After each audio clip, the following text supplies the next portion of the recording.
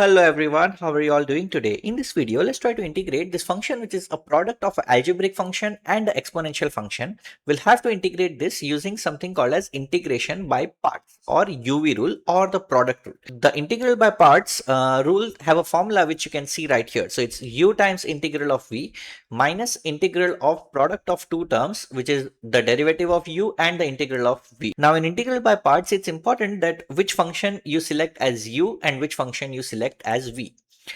In order to decide what to select as u and what to select as v, we have something called as islet.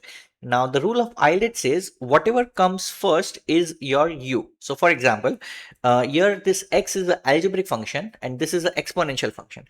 If you notice over here in the islet, the algebraic comes first and then there is exponential. That means that the algebraic part will become my u and the exponential part will become my v. Okay.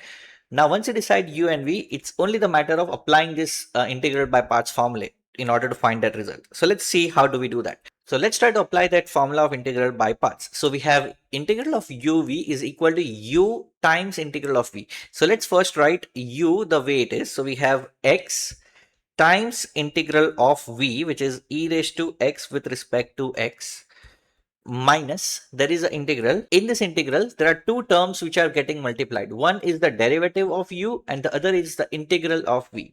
So the first term is the differentiation of u, that means d by dx or the derivative with respect to x of u multiplied by integral of v. Integral of v is nothing but integral of e raised to x with respect to x, and this combined is getting integrated with respect to x. Remember that this dx belongs to this integral and this dx belongs to this integral. Now let's simplify this and let's see what do we get. So we have x times integral of e raised to x is nothing but e raised to x minus integral of differentiation of x with respect to x is 1, and this integral of e raised to x with respect to x is nothing but e raised to x. Okay, and we already have this dx over here.